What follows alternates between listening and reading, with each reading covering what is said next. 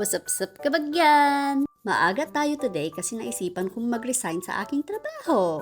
Hay, ganun talaga ang ginagawa ng hindi kailangan ng pera. Mayaman tayo eh. Mayaman tayo sa problema. Kaya naman namili ako sa dalawa. Sa pangmadali yan o pangmatagalang ligaya? Yung masakit pero may ginhawa? O yung masakit pero baliwala? Yung mahigpit pero papalit-palit? O yung mahigpit na ayaw kang ipalit? Ay nako, ang dami niyo nang iniisip pero dumagdag pa ako. Sorry. Anyway, mag-resign nga talaga ako sa trabaho ngayon. Kasi hindi na ako masaya eh. Ganyan talaga, 2024 na ngayon, di ba? Kung saan may peace of mind, dun tayo dapat.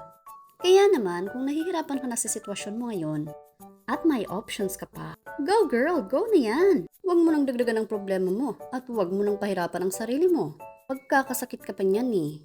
Mapapagastos ka pa, buti sana kung babayaran ng employer mo. Hay, ganyan talaga ang buhay. Kaya isipin mo na lang, better days are yet to come. Sabi nga nila, may tamang timing si God sa lahat ng mga nangyayari sa buhay natin.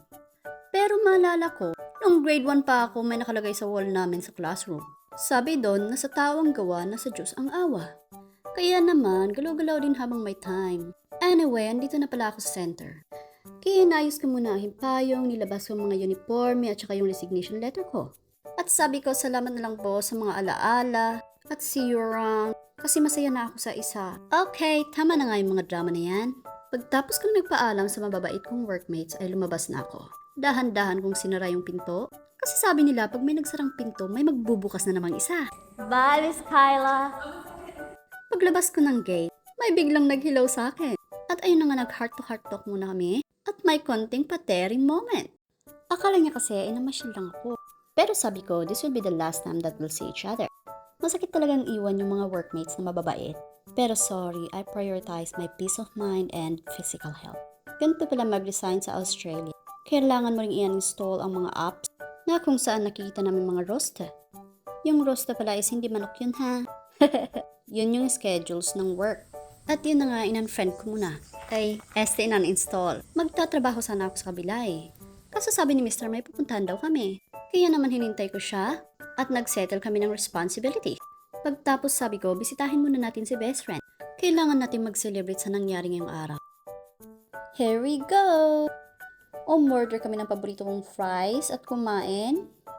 Habang nagkikwentuhan kami ay naalala ko, meron palang expensive store dito, di ba? Este Filipino store. Kaya sabi ko, Mister, baka naman. Huwag kang mag-alala, konti lang talaga, promise. Pagpasok namin, dali-dali akong pumunta sa mga junk food. Hay, nakabudol na naman tayo. Bago pala kami umuwi, bumili muna kami ng langis. Sabi ko, kailangan ko kasi mag-change oil eh. Para balik lindog at maganda ang hatak. So, ito na at pauwi na kami. Hanggang sa susunod. Bye!